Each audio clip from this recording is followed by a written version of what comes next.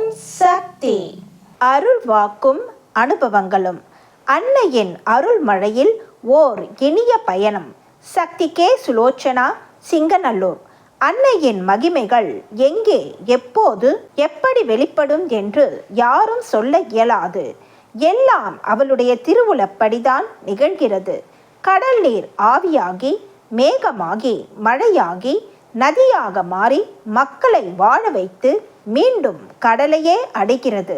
அன்னை இந்த கொடிய கலியுகத்தில் தர்மத்தை காப்பதற்காக அவளே விரும்பி மானுட வடிவம் தாங்கி வந்து உலகை உய்விக்க எண்ணி வந்திருக்கிறாள். மக்களை நல்வழிப்படுத்திய பின் மீண்டும் ஓங்காரத்திலே கலந்து கொண்டாள். அன்னை நம்மிடையே வாழும் காலத்தில் இருந்த நாம் அனைவரும் பெரும் பேறு பெற்றவர்கள். இந்த கலியுகத்தில் அன்னையின் அருளை பெற நாம் காட்டுக்கு சென்று அரிய தவம் செய்ய வேண்டாம். ஆழ்ந்த தியானம், யோகம் புரிய வேண்டாம். இப்போது அன்னை நமக்காக தன் விதிமுறைகளை மிகவும் தளர்த்தி இருக்கிறாள். ஆம், அன்னையை காண ஆலயத்திற்கு பாத யாத்திரையாக சென்று பாருங்கள். பாத யாத்திரை அனுபவம் அனைவரையும் புல்லரிக்க செய்யும். அம்மாவை நினைத்து பயணம் செய்யும் போது அம்மாவும் அம்மாவின் அருட்பாலகனும் நம் கூடவே துணையாக வந்து வேண்டும் போது வேண்டும் பொருளை கொடுத்தும் அருட்காட்சிகள் தந்தும் நம்மை மெய்மறக்க செய்வார்கள். அம்மாவிற்கு மிகவும் உவப்பு அளிப்பது இந்த பாத யாத்திரை ஒன்று மட்டுமே. கோவை மாவட்டம் சிங்காநல்லூர் மன்றத்திலிருந்து சக்தி மாலை அணிந்து 1/1/1992 அன்று புது வருடத்தின் பொலிவுடனும் குருவின் அருளாசியுடனும் ஆலயம் நோக்கி பாத யாத்திரையாக 6 ஆடவர் சக்திகளும் 10 மகளிர் சக்திகளும் புறப்பட்டோம். எங்கள் பாத யாத்திரை குழுவின் தலைவராக சக்தி கே. பாலசண்முகம் அவர்கள் பொறுப்பேற்று அன்னை கூறிய முறைப்படி எங்களை வழிநடத்தி சென்றார். இம்முறை இந்த பாத யாத்திரைக்கு மற்றும் ஒரு சிறப்பு அம்சமும் உண்டு. மன்றத்தைச் சேர்ந்த சக்தி ஒருவர் மூலம் அன்னை அருள்வாக்கின் போது தன்னுடைய அருளாசியையும் பாத யாத்திரையாக வரும் எங்கள் மன்ற சக்திகளுக்கு அருளியுள்ளார்கள். ஆக இம்முறை புதிய உற்சாகத்துடனும் ஆன்மீக எழுச்சியுடனும் புறப்பட்டோம். சக்தி சுப்பிரமணியம், சரோஜினி, பழனியம்மாள் ஆகிய மூவரும் அம்மாவின் இயக்கத்திற்கு புதியவர்கள். அன்னையவள் மகிமைகளை பற்றி கூறியவுடன் பாத யாத்திரைக்கு உடன் வர விருப்பம் தெரிவித்தார்கள். சரோஜினி அவர்களுக்கு சிறு வயதிலேயே அம்மை கண்டு உடனெல்லாம் அம்மை தழும்புகளை பெற்றவர். கண் பார்வை சற்று குறைந்தவர். மிகவும் பலவீனமான இவராலும் நடக்க முடியுமா என்றே அனைவரும் வியப்புற்றனர். ஆனால் அம்மாவின் கணக்கை யார் அறிய முடியும்? மற்றொரு சக்தி அன்னையின் பணியினை ஒரு கண்ணாகவும் மருத்துவமனையில் நர்ஸாக பணிபுரிதலை மற்றொரு கண்ணாகவும் கொண்டு செயலாற்றி வருபவர். மருத்துவமனை மன்றத்தில் அன்னையின் கலச தீர்த்தம், குங்கும பிரசாதம் முதலியவற்றை ஒவ்வொரு வாரமும் ஒவ்வொரு வார்டாக சென்று நலிவுற்ற நோயாளிகளுக்கு கொடுத்து வருபவர். மகளே, என் பணியை நீ செய், உன் பணியை நான் செய்கிறேன் என்ற அன்னையின் வாக்கை உயிர் மூச்சாக கொண்டு செயலாற்றி வருபவர். தனக்கு ஒரு துன்பம் வரும்போது அந்த பாவி அப்படித்தான், சீக்கிரம் வரமாட்டாள், எப்படி அழுதாலும் கேட்க மாட்டாள் என்று அன்னையை உரிமையுடன் கடிந்து கொள்வார். அன்னை இவரையும் சோதித்த நிகழ்ச்சி எல்லோரையும் புல்லரிக்க செய்யும் அரிய நிகழ்ச்சியாகும். கேளுங்கள், கொடுக்கப்படும், தட்டுங்கள், திறக்கப்படும் என்பது கிறிஸ்தவ மதத்தின் வேதவாக்கு. இந்த வேதவாக்கை உண்மை நிகழ்ச்சியாக அன்னை இவருக்கு காட்டியிருக்கிறார். மன்றத்து சக்திகள் இவரை செல்லமாக ஓம் சக்தி அம்மா என்றுதான் அழைப்பார்கள். ஓம் சக்தி மைந்தன், பங்காரு பாலகன், நல்வாக்கு நாயகன் பின்தொடர நாங்கள் வேகமாக யாத்திரையில் முன்னேறி கொண்டிருந்தோம். செங்கப்பள்ளி கிராமம் வரை சக்தி ரங்கநாதன் அவர்களும் அவரது துணைவியாரும் எங்களுக்கு முன்னே சென்று அறுசுவை உணவு தயாரித்து அளித்தார். செங்கப்பள்ளி வரை நடந்து வரவே சக்தி சரோஜினி அவர்கள் மிகவும் சிரமப்பட்டார். திடீரென வழியில் மயக்கமடைந்து விட்டார். இவரால் இனி நடக்க முடியாது என்று எண்ணி பெருந்துறை சக்தி பீடத்தில் இருந்து பேருந்தில் ஏறி செல்லும்படி வற்புறுத்தினோம். ஆனால் குழுவின் தலைவர் சக்தி பாலசண்முகம் வேண்டாம், அன்னையை நினைத்து முன்வைத்த காலை பின்னே எடுக்க வேண்டாம், அம்மாவே இனிமேல் உங்களை அழைத்துச் செல்வாள் என்று உறுதி கூறினார். அவரும் பிடிவாதமாக பேருந்தில் ஏறி வர மறுத்துவிட்டார். தட்டு தடுமாறி உருண்டாவது அம்மாவை தரிசிப்பேனே தவிர பேருந்தில் ஏறி சுகமாக வரமாட்டேன் என்று பிடிவாதமாக மறுத்துவிட்டார். இனிய பயணத்தில் வெயிலின் கடுமையை குறைத்து இனிதாக செல்ல அன்னை மேகங்களை குடையாக பிடித்தாள். நாங்களும் மெல்ல மெல்ல சென்று திருவாச்சி, நசியனூர், சித்தோடு தாண்டி 3/1/1992 அன்று பகல் 1 மணி அளவில் பவானியை அடைந்தோம். பவானி மன்றத்தில் சில சக்திகள் சக்தி மாலை அணிந்து இருமுடி செலுத்த இன்னும் ஓரிரு நாட்களில் புறப்பட இருந்தனர். அவர்கள் மதிய உணவிற்கு பின் இரவு உணவினையும் எங்களின் ஆலோசனைப்படி சங்ககிரியில் வந்து கொடுப்பதாக கூறினார்கள். பிறகு நாங்கள் மாலை 5:30 மணி அளவில் புறப்பட்டோம். இந்த 2 நாட்களில் நடந்து வந்த சக்திகள் சிலருக்கு கால்களில் கொப்புளங்கள், புண்கள் ஏற்பட்டன. ஆனாலும் எடுத்த பணியில் தளராத மன உறுதி கொண்டவர்கள் குருவடி சரணம், திருவடி சரணம் என்ற மந்திரத்தை ஓயாது கூறிக்கொண்டே வேகமாக நடந்தார்கள். வளையல்காரனூரை அடைந்த போது இரவு 8 மணி. சரி, இங்கேயே இரவு தங்கிக் கொள்ளலாம் என்று எண்ணி அருகேயுள்ள அம்மன் கோவிலில் தங்கினோம். ஆனாலும் பவானியிலிருந்து உணவு கொண்டு வரும் சக்திகளை சந்திக்க 2 ஆண்கள் வெளியே சாலையில் காத்திருந்தனர். ஆனால் இரவு 10 மணிக்கு பிறகு அவர்களும் காத்திருக்க முடியாமல் திரும்பிவிட்டனர். சக்திகள் அனைவருக்கும் நல்ல பசி. உறங்க முடிவு செய்தோம். உறக்கம் வரவில்லை. பசி வந்திட 10ம் பறந்து போகும் என்பது உண்மைதான். பிறகு அருகே இருந்த வீட்டிற்கு சென்றோம். சக்திகளே, நாங்கள் கோவையிலிருந்து பாத யாத்திரையாக வருகிறோம். மிகுந்த பசியால் வாடுகிறோம். எங்களுக்கு ஒரு ரசம் சாதமாவது வைத்து கொடுக்கவும் என்று வேண்டினோம். அதற்கு அவர், சக்திகளே, வீட்டில் பெண்கள் இல்லை, எங்களுக்கு சமைக்க தெரியாது என்று வருத்தமுடன் கூறினார். நாங்கள் வேறு வழி இல்லாது திரும்பிவிட்டோம். சரி, அம்மா இன்று நம்மை எல்லாம் பட்டினி போட்டுவிட்டாள் என்று எண்ணி உறங்க முயற்சி செய்தோம். மணி அப்போது இரவு 1:15. எங்களுடன் அம்மா துணையாக வந்தது உண்மைதானா? சுருண்டு சுருண்டு படுத்தாலும் பசியால் எங்களுக்கு உறக்கம் வரவில்லை. தாயே, இதென்ன சோதனை? ஊருக்கும் பேருக்கும் யாருக்கும் இல்லை, நாங்கள் உனக்காக வந்தவர்கள் தானே என்று வேண்டினோம். ஆம், எங்கள் வேண்டுதல் 4 திசைகளிலும் கேட்டது. நாங்கள் தங்கியிருந்த அம்மன் கோயில் அருகே ஒரு வீட்டில் இருந்து ஒரு ஆண் அருகேயுள்ள முனியப்பன் கோவில் திருவிழாவிற்கு செல்ல தன்னுடைய மோட்டார் சைக்கிளை எடுத்துக்கொண்டு வெளியே வந்தார். அப்போது சாலை ஓரத்தில் செவ்வாடையுடன் 2 சக்திகள் பாத்திரங்களுடன் ஒரு மோட்டார் சைக்கிளை தள்ளி கொண்டு வருவதை பார்த்தார். என்ன விஷயம் என்று கேட்டிருக்கிறார். அப்போது அவர்கள், நாங்கள் கோவையிலிருந்து பாத யாத்திரையாக வரும் சக்திகளுக்கு உணவு கொண்டு வருகிறோம். சங்ககிரி வரை சென்று தேடியும் அவர்கள் தங்கியிருக்கும் இடம் தெரியவில்லை. வண்டியும் இப்போது பஞ்சர் ஆகிவிட்டது. எல்லாம் அம்மாவின் சோதனைதான் என்று கூறி கண்ணீர் மல்க நின்றனர். உங்கள் வண்டி சரியான சமயத்தில்தான் பஞ்சர் ஆகியுள்ளது. இதோ நீங்கள் தேடிக்கொண்டிருக்கும் கோவை சக்திகள் இங்கேதான் தங்கியிருக்கிறார்கள். வாருங்கள் போவோம் என்று மெய்சுளிர்க்க கூறியபடி எங்களிடம் அழைத்து வந்தார். பசிக்காக அழுத ஞான சம்பந்தனுக்கு அன்னையே நேரில் வந்து ஞானப்பால் ஊட்டியதை இலக்கியத்தில் படித்திருக்கிறோம். அதுபோல எங்களுக்கும் இந்த காரிருளிலும் பட்டினி போடாது உணவு அளித்த இந்த சித்தாடல் கண்டு மெய் சிலிர்த்து ஆனந்த கண்ணீர் மல்க உணவருந்தி ஆழ்துயிலில் ஆழ்ந்தோம். மறுநாள் அதிகாலையில் எழுந்து குளித்து முடித்த பின், அம்மா தாயே, நீ ஒரு கண்கண்ட தெய்வம், உன் துணை இருக்க எங்களுக்கு எந்தவித பயமும் இல்லை என்று வேண்டி பயணத்தை தொடர்ந்தோம். சேலத்தை மெல்ல நெருங்கிக் கொண்டிருக்கிறோம். வழியில் கொண்டலாம்பட்டி என்ற ஊரை அடைந்தோம். அப்போது திடீரென்று ஓம் சக்தி அம்மா அவர்களுக்கு ஒரு சோதனை. இடது முழங்காலில் மூட்டு விலகி சொல்லனாத துன்பம் அடைந்தார். அந்த வேதனையில் ஒரு அடி கூட எடுத்து வைக்க முடியவில்லை. 2 பெண் சக்தி உதவிகளுடன் அருகே இருந்த மருத்துவரிடம் சென்றோம். அவர் நன்றாக நீவிவிட்டு கட்டுப்போட்டார். எங்களை பற்றிய விவரங்களை கேட்டறிந்து நீங்கள் அவசியம் ஒரு வாரம் ஓய்வு எடுத்துக்கொள்ள வேண்டும். ஏதேனும் தெய்வ செயல் நடந்தால்தான் நீங்கள் பாத யாத்திரையை தொடர முடியும் என்று அடித்து சொல்லிவிட்டார்.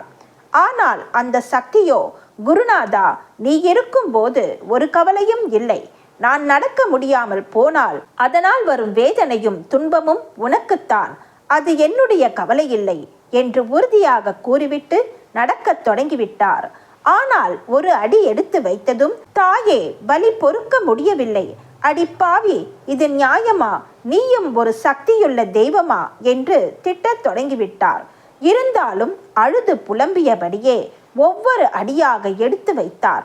மெல்ல மெல்ல வாழப்பாடியையும் தாண்டிவிட்டோம். இரவு தங்குவதற்கு பெத்தநாயக்கன் பாளையம் என்று எண்ணியபடி மெதுவாக சென்று கொண்டிருந்தோம். அம்மாவையும் குருவையும் மனதில் நினைத்து இடைவிடாமல் அன்னையின் பணிகளை செய்யும் பக்தர்களுக்கே அம்மா முதலிடம் கொடுத்து ஓடோடி வருகிறாள். கருவறையில் மட்டும் அம்மா இருப்பதில்லை.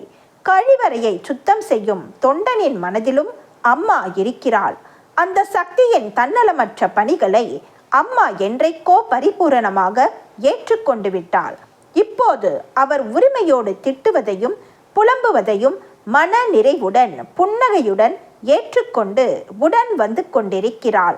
இதற்கு மேல் நடந்த அம்மா நடத்தி காட்டிய அற்புதத்தை அருகில் வந்து கொண்டிருந்த சக்திகள் தனலட்சுமியும் ஹேமாவதியும் கண்ணீர் மல்க பக்தி பரவசத்துடன் எடுத்துரைத்தனர்.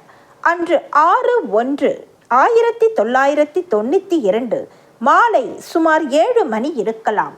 ஓம் சக்தி அம்மா அவர்கள் வலியை பொறுத்து கொண்டு மெல்ல நடந்து வருகிறார்.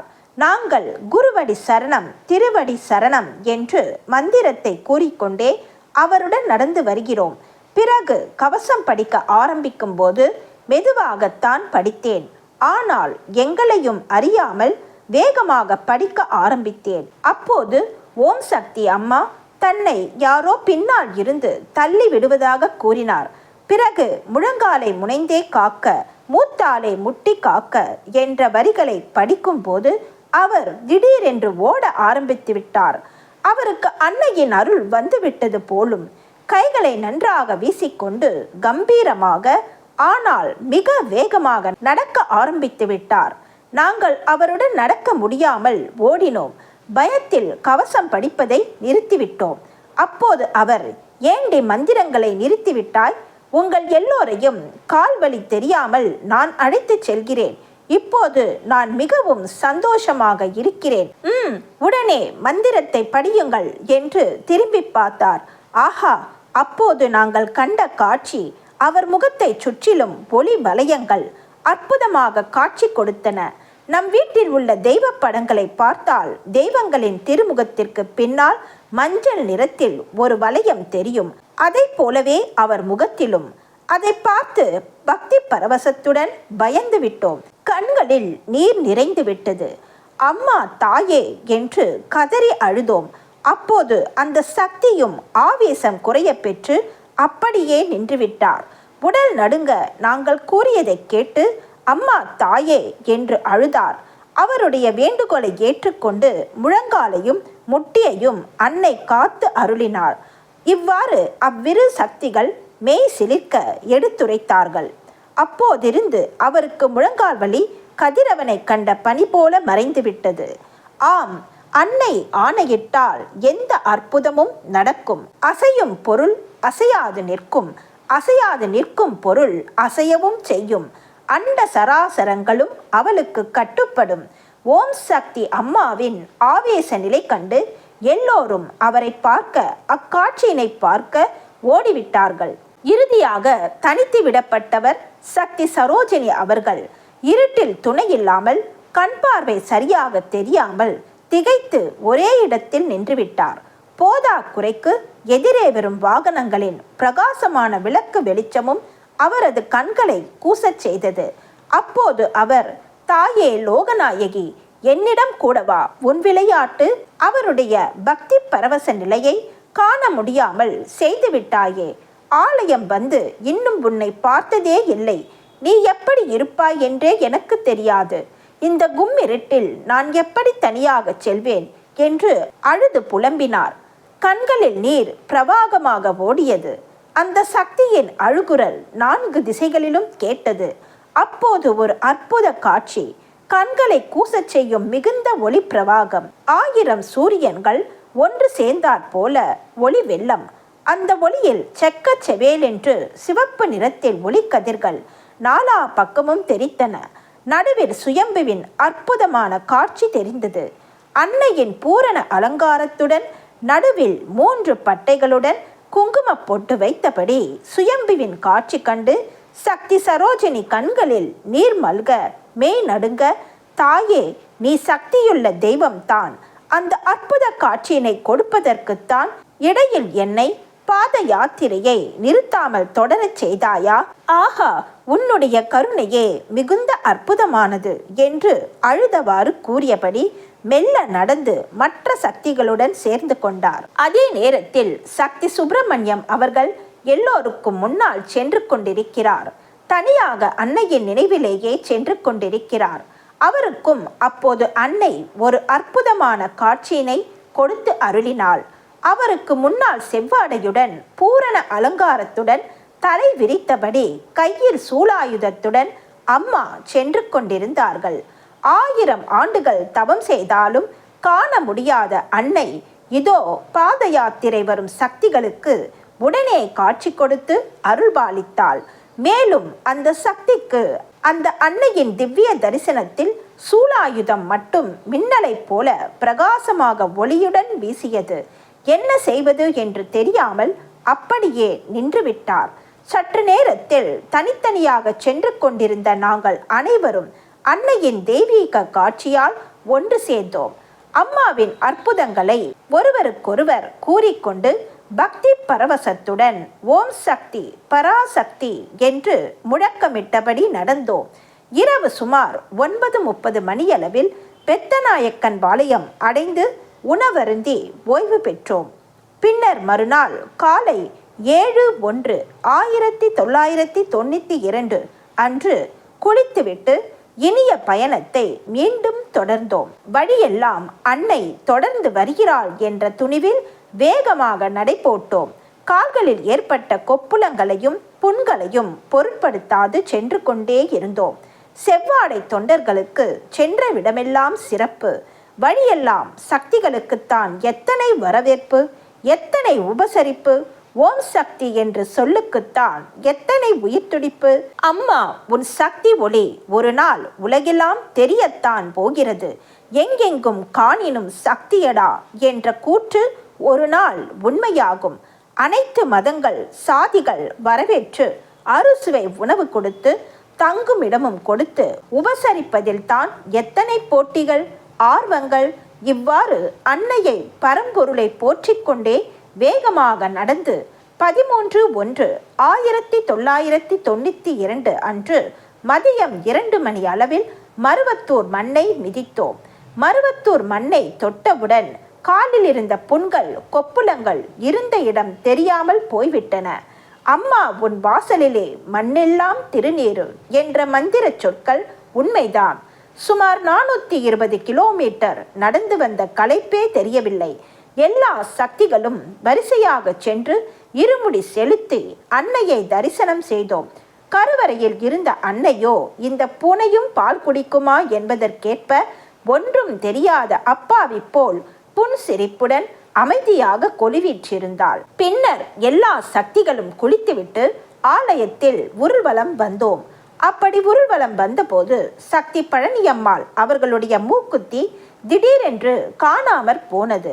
ஆலயம் எங்கும் தேடியும் கிடைக்கவில்லை. அவருக்கு சிறிது மனச்சோர்வு ஏற்பட்டது. பின்னர் நாங்கள் குருவை தரிசிக்க நின்ற வரிசையில் சேர்ந்து கொண்டோம். அம்மா, இதோ உங்களை நேரில் தரிசிக்க உங்கள் குழந்தைகள் வருகிறோம். எங்களை ஏற்றுக்கொண்டு அருள் புரிய வேண்டும் என்று வேண்டியபடி வரிசையில் சென்று கொண்டே இருந்தோம். ஆம், அது பொது தரிசனம். ஒவ்வொரு சக்தியையும் அம்மா தவறாமல் அருட்கண் கொண்டு பார்த்தார்கள். எங்களையும் பார்த்தார்கள். பின்னர் வெளியே வந்து மலேசிய பக்தர்கள் அருமையாக ஏற்பாடு செய்திருந்த அன்னதான பணியில் சற்று நேரம் பணி செய்தோம். நாங்களும் உணவருந்த வெளியே வந்தோம். அப்போது மணி இரவு 7:30. அம்மாவை மீண்டும் தரிசிக்க வேண்டும் என்ற பேராவலுடன் அவருடைய இல்லத்திற்கு சென்றோம். அங்கே சற்று நேரம் அமைதியாக ஓரமாக அமர்ந்து மனதிற்குள் அம்மாவின் தரிசனம் வேண்டும் என்று பிரார்த்தனை செய்தபடி இருந்தோம். சற்று நேரத்திற்கு பின் அம்மா வெளியே வந்து எங்களை அழைத்தார். நாங்களும் ஓம் சக்தி மைந்தனை அருகே இருந்து தரிசிக்க ஓடினோம். கோவை சிங்காநல்லூர் மன்றத்திலிருந்து பாத யாத்திரையாக வருகிறோம் என்று கூறியதும் அம்மா அவர்கள் மிகவும் மகிழ்ந்தார்கள். அம்மா உங்களை பட்டினி போடாமல் அழைத்து கொண்டு வந்திருக்கிறாள் இல்லையா? ஆன்மீகத்தில் மகளிர் சக்திகள் தான் முன்னேறி வருகிறார்கள். இதோ இப்போதும் உங்களில் மகளிர் சக்திகள் தான் அதிகமாக வருகிறீர்கள். அடுத்த முறை ஆடவர் சக்திகளும் அதிகமாக வர வேண்டும். அம்மா உங்களை எப்படியோ உருட்டி கொண்டு வந்து சேர்த்திருக்கிறாள். நீங்களும் ஆலயம் வர வேண்டும் என்ற வெறியில் வந்திருக்கிறீர்கள். வழியில் அம்மாவின் காட்சிகள் நிறைய கிடைத்திருக்குமே. ஆமாம், உங்களை எல்லாம் இப்போதுதானே பொது தரிசனத்தில் பார்த்தேன். மறுபடியும் பார்க்க வேண்டும், பேச வேண்டும் என்று வந்திருக்கிறீர்கள் இல்லையா? சந்தோஷம், என் ஆசிகள் என்று அம்மா அவர்கள் கருணையுடன் எல்லோரையும் ஆசீர்வாதம் செய்து விடை கொடுத்தார்கள். பின்னர் நாங்கள் ஆலயம் சென்று நிம்மதியாக ஓய்வு பெற்றோம். அன்னையின் அருள் மழையில் நனைந்து வந்த நாங்கள் அன்னையின் தெய்வீக காட்சிகளை எண்ணி அசை போட்டபடி உறங்கினோம். அன்னை அன்று இரவு எல்லோருக்கும் நல்ல உறக்கத்தை தந்தருளினாள். மறுநாள் காலையில் எழுந்து அன்னையை வணங்கினோம். அப்போது மணி சுமார் 9 இருக்கலாம். 2 பேர் மட்டும் அலுவலகம் சென்று சக்தி பழனி அம்மாளின் மூக்குத்தி கிடைத்திருக்கிறதா என்று கேட்டோம். ஆனால் அவர்கள் கிடைக்கவில்லை என்று பதிலளித்தார்கள். அப்போது சக்தி விஜயலட்சுமி அவர்கள், அம்மா தாயே, இவர் இப்போதுதான் முதல் முறையாக ஆலயம் வந்திருக்கிறார். அதுவும் பாத யாத்திரையாக வந்திருக்கிறார். ஆகவே அவருடைய மூக்குத்தி திரும்ப கிடைக்க நீதான் அருள் செய்ய வேண்டும் என்று மனம் முருக வேண்டினார். அப்போது ஆன்மீக குரு அவர்கள் ஆலயத்திற்கு உள்ளே வந்தார்கள். வழக்கம் போல ஆலயத்தை சுற்றிய பின் அருள்வாக்கு கூற புற்று மண்டபம் சென்று விட்டார். ஆலயமே அமைதி காத்தது. அப்போது சக்தி விஜயலட்சுமி அவர்கள் ஆலயத்தை சுற்றி வந்து கொண்டிருந்தார். அப்படி வரும்போது இரு சக்திகளின் உரையாடலை கேட்க நேர்த்தது. கீழே ஒரு மூக்குத்தி கிடைத்ததாகவும் அதை ஆலய அலுவலகத்தில் சேர்ப்பிக்க வேண்டும் என்றும் பேசிக்கொண்டிருந்தனர். உடனே நம்முடைய சக்தி ஓடோடி சென்று சக்தி பழனி அம்மாள் அவர்களை அழைத்து வந்தார். அவர்களிடம், சக்தி, இதோ இந்த மூக்குத்தி இவருடையதுதான், ஊர்வலம் வரும்போது கீழே விழுந்து விட்டது என்று கூற அவர்களும் அதை கொடுத்து விட்டார்கள். ஒரு சிறிய பொருளாக இருந்தாலும் அன்னை கண்ணின் இமை போல் அதை காத்து உரியவர்களிடம் சேர்ப்பித்து விட்டாள். பாத யாத்திரை அம்மாவிற்கு மிகவும் மகிழ்ச்சியை அளிப்பதாகும். ஒவ்வொரு சக்திக்கும் பாத யாத்திரையில் ஏற்படுகின்ற அனுபவங்கள் தம் வாழ்நாளில் மறக்க முடியாத அனுபவங்களாகும். ஆகவே சக்திகளே, நீங்கள் எல்லோரும் பாத யாத்திரை சென்று பாருங்கள். அம்மாவின் தெய்வீக அற்புதங்களை கண்டு கழியுங்கள். ஓம் சக்தி. ஆன்மீக துறையில் நடந்து போன பழங்கதைகளையே பேசிக்கொண்டிருக்காதே. இங்கே நடைபெற்று கொண்டிருக்கிற நான் நடத்தி வருகிற புதுமைகளை உலகத்திற்கு எடுத்துச் சொல். அவற்றையே அடிக்கடி நினைத்து பழகு. அன்னையின் அருள்வாக்கு. Please share and subscribe. Om Sakthi.